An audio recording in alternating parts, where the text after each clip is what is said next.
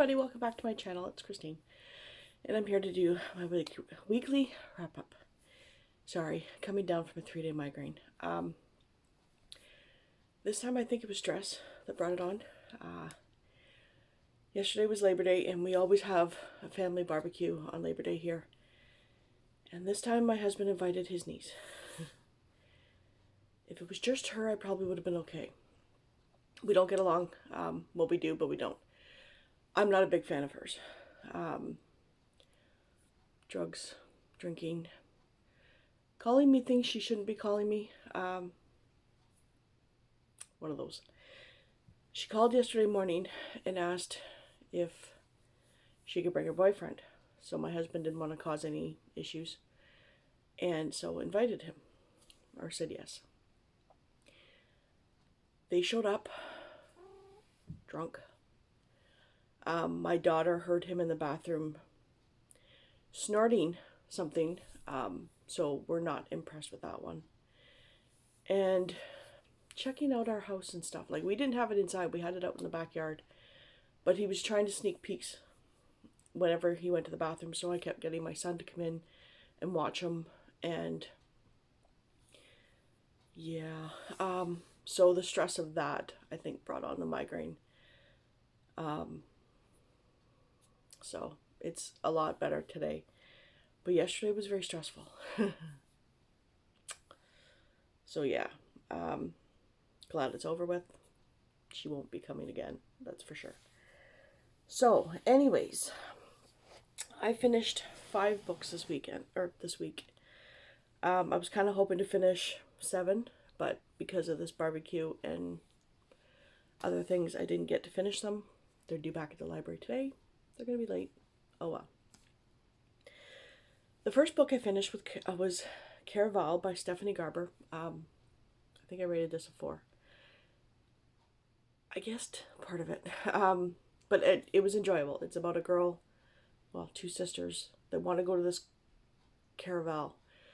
And you have to be invited to it. I'm sure everybody knows what it's about. But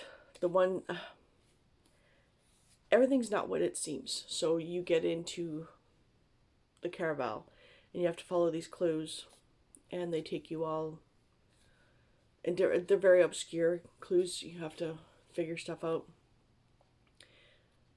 And their father is very abusive. So the one daughter is deciding to go along with her prearranged marriage, but in the meantime, her sister gets kidnapped and brought to this Caraval. So she has to go into the Caraval and try and save her sister. And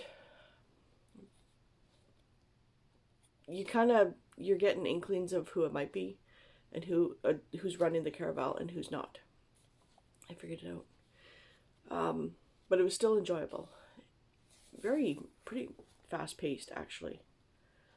So yeah, I finished that and gave it a 4-star. Then I finished Deserving of Luke by Tracy Wolfe. This, I believe it's a standalone. I don't think there's anything else. It's part of, like, going back, but it's just like going back to your hometown. And this is about a girl who had left town when she was 17, and pregnant. Her hometown, I thought it was, everybody hated her because she was born on the wrong side of the tracks, essentially. She was born out of wedlock. I was wrong. She was not born out of wedlock. However, there was something about her birth. Not her fault, obviously, but her family and their whole entire town has treated her like it is, which is sickening. So she left town when she was 17 and pregnant. Her sister really needs her help. She had been through a bad breakup, needs her help, so she comes back. And along comes her 8-year-old son. The new town sheriff is her ex, who had gotten her pregnant. She had tried several times to tell him that she was pregnant with his child. He didn't believe her. He didn't want to hear it. So she stopped trying. Now, I gave it a 4. However, I didn't like the fact that he constantly called her a slut. He constantly said that she slept with the whole entire football team, based on their lies, but not once, and his best friend. So if you've ever seen the movie Pretty in Pink, it's kind of that deal, where people are lying because they're jealous of the fact that she was with him and not them. And she said no to them. The fact that not one of his best friends or anybody in the football team is put in their place in this book kind of made me angry, because he kept saying, well, my best friend said he slept with her. My best friend said he slept with her. Not once does he ever talk to his best friend to verify that she slept with him. Sorry, Blue Jays. So yeah, I didn't like that part, and he's continually bringing it up and throwing it in her face, and to the point where I would have said, you know what, I'm done. I wouldn't even last that long. So yeah, I gave it a 4, but I didn't like that part. So the next one I read was Impossible to Resist by Janice Maynard. It is book 3 in the Wolves of Wolf Mountain series. You do kind of have to read these in order, but you don't really see much of the first 2 couples from the first 2 books in here. Excuse me. So this is about a girl who's a up-and-coming actress.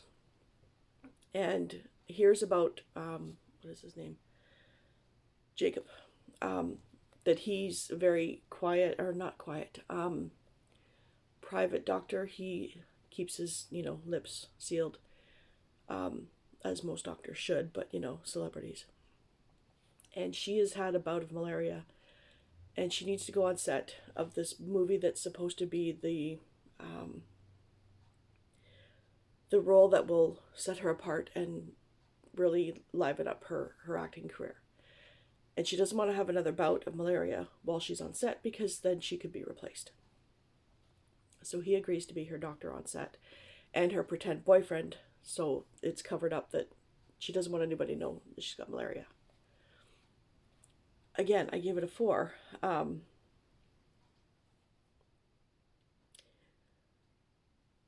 There's miscommunication, and as most of these books do have it. She's saying it's just pretend. He believes all the tabloids when they say that she's been with all these men. She's a party girl. She's, things are not always what they seem. Again, in that one. Then I finished Jenny Ivanovich's Smitten. It's book 2 in the Elsie Hawkins series, a trilogy. You don't have to read them in order. The only constant is Elsie. So, but if you get introduced in the first one to Elsie, and she's hilarious. She was the blueprint for Grandma Mazer in the Stephanie Plum series. So if you read that series, you know what Grandma Mazer's like. You'll know what Elsie's like. But this is about a woman who went through a divorce, bought a house in, I don't know if it's her hometown. Yeah, I think she moved back to this town, or moved to this town after a divorce, bought a house, needs a job to pay for it. Goes to this, she's tried several job interviews, nothing's taken. She's either overqualified or underqualified, no matter what she does. So she finds this ad in the paper for a carpenter, shows up and says, I can hammer a nail, I'm a carpenter, I can do it. And the guy falls head over heels in love with her. It's pretty much love at first sight and stuff like that. But she's got 2 boys that she's got to look after, and Elsie is her aunt, who comes to look after the 2 kids while she's working. It's hilarious. I was laughing out loud. It's hilarious. I gave it 4 stars because it is love at first sight. There are a couple of things that are kind of, but overall I liked it. It was funny. And there's also this flasher, who only flashes her, except for one instance. But he stands outside her window and is wearing a tie, a bag over his head, and a flashlight. It's funny. And Elsie gets in there, and it's hilarious. So yeah, I highly recommend that series.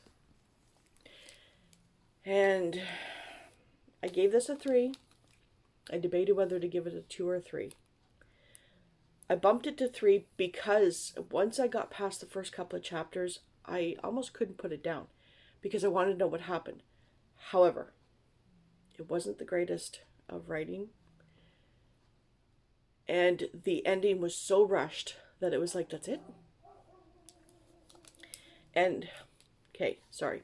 The next 3 books, this book and 2 other books that I'm currently reading, I switched out for my Triple RC challenges because they're due at the library and they fit the challenges, and so I switched them out. So 3 books that were in my TBR are no longer in the TBR.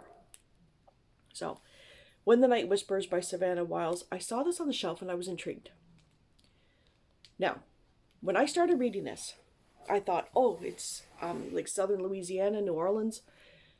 No, Jersey. It's I would say a dark gothic. It's about a woman, again, who's divorced, has a young child, and her mother has passed away 8 months ago, so she decides to save money to move into her mother's house. She's an only child, so it's not like she's bumping somebody else out. Paulo. Oh, sorry, thought somebody was here. So, the neighbor next door is a man driving a silver car. That's what he's known for, is a silver car. And it does have a paranormal aspect. Demons, but not demons, sort of deal. And when he touches you, that's how he gets into you, you tend to forget everything. You forget everybody. You drop everything. You only are centered on him. So, yeah. She drops her child. She almost drops her job, loses her job because of it. And it all goes back to her great-great-grandmother or her great-grandmother. When you first read the first 2 chapters, you're kind of like, what the hell is going on? And then as you get into it, it goes more, but it's really, like I said, you'd swear it was taking place in Louisiana or New Orleans. It is, I forget the phrase, own voices. It's about a black woman. I think he's black as well. And it's written by a black woman. Or person of color, sorry. So, its own voices. But the atmosphere was deep south, like that dark gothic. And it was in Jersey. It didn't match. And he even said he was from New Orleans. But it took place in Jersey. It didn't fit the atmosphere of the book. And then I found the characters were flat. Like, there was nothing really to them. I liked Luna, her friend, but she dropped her friend. And Luna and Luna's mother have what they call the boon. And it's like the sight. They can see things that are going to happen. They can't see quite exactly what's going to happen, but they have these inklings and voices. Like, her mother is considered schizophrenic because she hears voices. So it's that kind of... So like I said, I debated on giving it 2 or 3. I only gave it a 3 because I wanted to see how it ended. And yeah, the last chapter was just like, okay. It was a fast read though. Like, I mean, it's quick. So, yeah. Now, I'm still reading Throne of Glass by Sarah J. Maas, but I had to pick up the 2 library books that were due today. So, this one I think everybody knows. It's about a woman who's, or a girl, who's a slave. She was captured and is a slave in the mines, and in order to get her freedom, she has to become an assassin for the king, but she has to win a competition first, and it's against 23 opponents. So, I'm not very far in. She's just practicing for her first competition now, so... These next two books are the other two books that I've switched into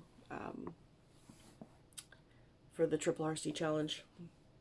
So the first one that I started was The Woman in Cabin 10 by Ruth Ware. I haven't really picked this up in the last 2 days. I've been reading the other one. But this one, I'm wondering how the first scene works into the story. Because she's a journalist working for a travel magazine. And has been awarded this trip on this maiden trip of this boat called the Aurora, I think it's called. Yeah, the Aurora cruise ship. And there's only 10 cabins on it, so it's very exclusive, very luxurious, because her boss couldn't go on to it, so she got the luxury of getting it. However, a day before she's supposed to, no, is it a week before she's supposed to leave? Her house is burgled. There's a guy and he locks her into her bedroom and ransacks her apartment and leaves. So I don't know how that ties into the story. But so far she's just packing to go on the trip. The police kind of are like, are you sure that's what he looks like? You didn't see what he looks like? Because she had opened the door and she was drunk. She had come home drunk the night before and was passed out, but the cat needed to get out of the room to go to the bathroom, whatever. And she opened the door and the guy was standing there. And he slammed the door in her face and broke the doorknob off so she couldn't get out. So it took her 2 hours to get out. She went to the neighbors, they had tea, and then they called the cops. Because she didn't think it was an emergency anymore. So then she called the cops.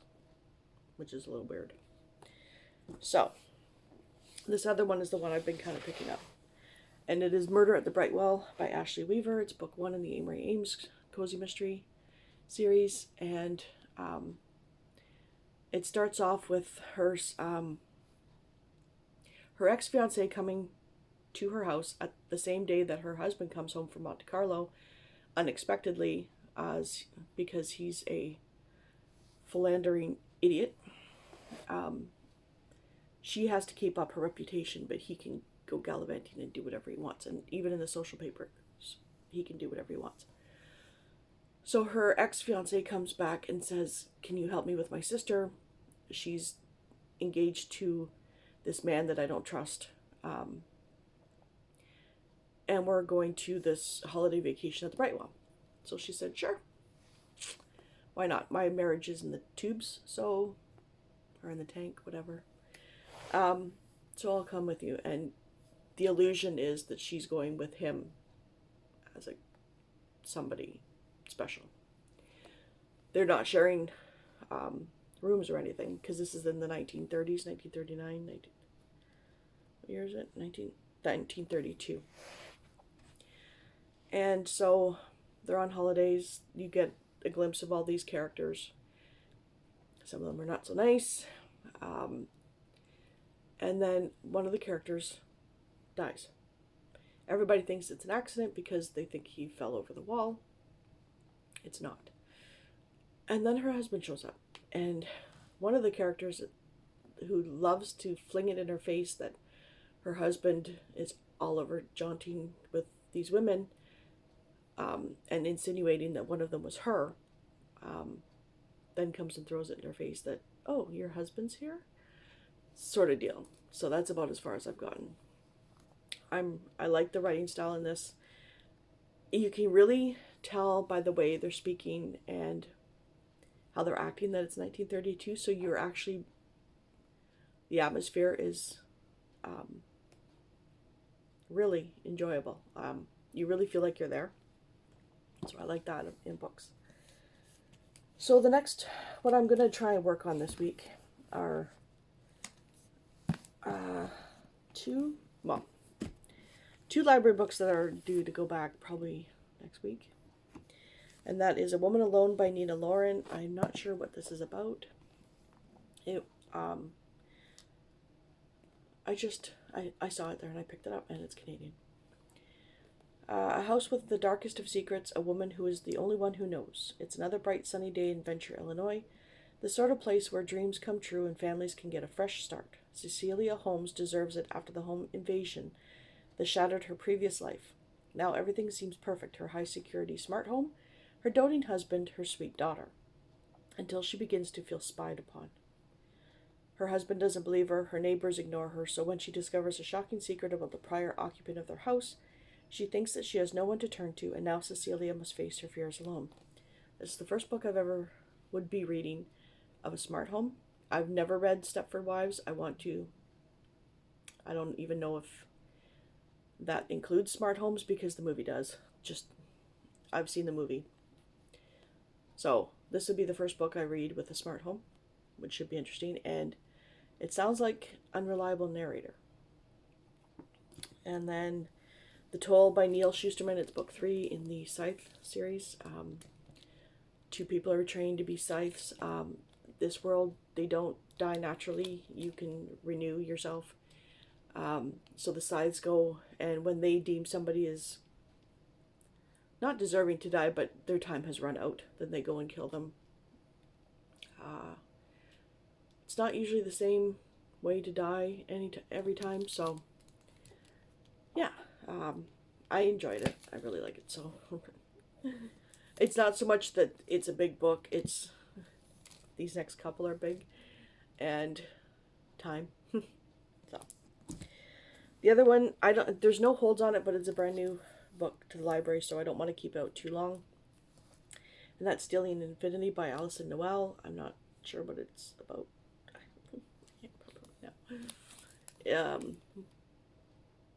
Oh yeah, The Grey Wolf. Time travel. That's what it was. Time travel, I think. Out of school. Yes, kicked out of school. It's young adult fantasy. And then, just for something light and fun, Julia London's The Trouble with Honor. I don't know if this is part of a series. I have a feeling it is. Can't tell. Trouble with Honor. First book for the Harlequin line. Yeah, this Cabot Sisters series. And Passion and Scandal Collide. A series about 4 sisters determining to rescue themselves from ruin. That's pretty much all I need to know. Desperate times call for daring measures as Honor Cabot, the eldest stepdaughter of the wealthy Earl of Beckington, awaits her family's ruin. Upon the Earl's death, she and her sisters stand to lose the luxury of their grand home and their place on the pedestal of society to their stepbrother and his social climbing fiancé. Forced to act quickly, Honor makes a devil's bargain with the one rogue in London who can seduce her stepbrother's fiancé out of the Cabot's lives for good. And he's an illegitimate son of a duke. So there we go. That's nice, light, and fun. And that is it for this week's wrap-up. Let me know if you've read any of these. Don't forget to comment, like, and subscribe. And I will talk to you again soon. Hope you have a wonderful week, and I will see you later. Bye.